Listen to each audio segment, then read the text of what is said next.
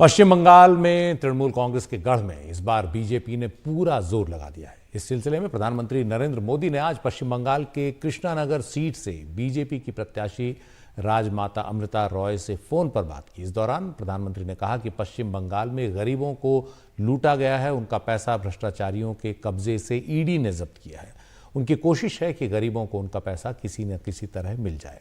कल ही प्रधानमंत्री मोदी ने रेखा पात्रा, जो संदेश खाली की पीड़ित हैं और बशीरहाट से लोकसभा उम्मीदवार हैं बीजेपी की, उनसे भी बात की थी और केरल की एक महिला उम्मीदवार से भी फोन पर बात की। आज उन्होंने कृष्णानगर की सीट से, जहां से महुआ मोइत्रा चुनाव लड़ रही हैं, वहां से अपनी उम्मीदवार से फोन पर बात की। अमृता जी नमस्कार। नमस्कार मोदी जी, आपका बहुत आभारी हूँ। आप मुझे चांस दिए हैं लोगों की सेवा करने के लिए। हम 100% कोशिश करेंगे। आपका चुनाव अभियान कैसा चल रहा है?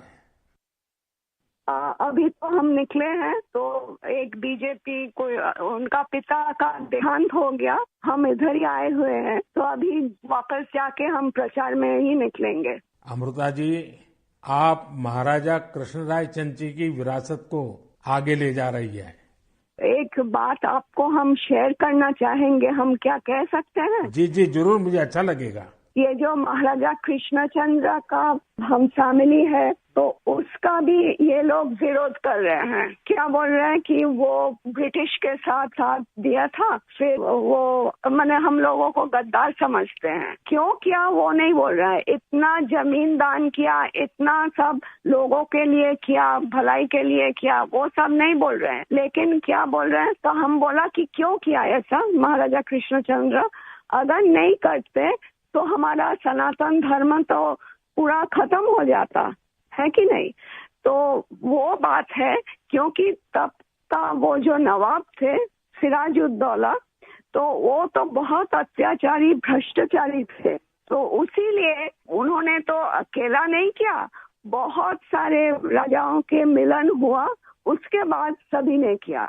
जगत सेठ भी थे और राजाओं थे, तो उसी सभी के मेहनत से ये काम सफल हुआ। तो अगर नहीं होता, आज हम हिंदू नहीं रह पाते, हमारा भाषा दूसरा होता, हमारा वेशभूषा एकदम अलग होता और सभी अलग हो जाते। हम तो दूसरों के अधीन रहते ना, यही बात है।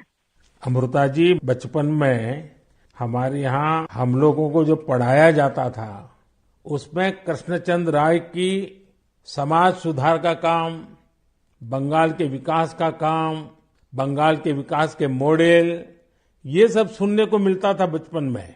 अब देखिए, ये वोट बैंक की राजनीति करने वाले लोग हैं, तो बहुत ही अनाप शनाप आरोप लगाएंगे और 300 साल पहले की घटना निकालेंगे, 200 साल पहले की घटना निकालेंगे और बदनाम करने का प्रयास करेंगे।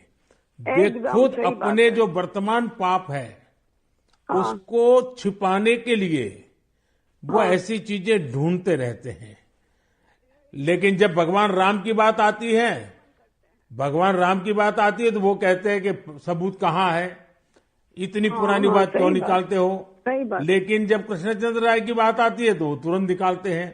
तो इस प्रकार से उनके दोगलापन होता है और आपको इसका बिल्कुल मन में प्रेशर नहीं लेना चाहिए। आपने तो बंगाल का उज्जवल भविष्य और आपका स्वयं का जीवन भी लोगों के लिए रहा है। हाँ जी। और आपके सामने बंगाल की विरासत को बचाने की भी चुनौती है।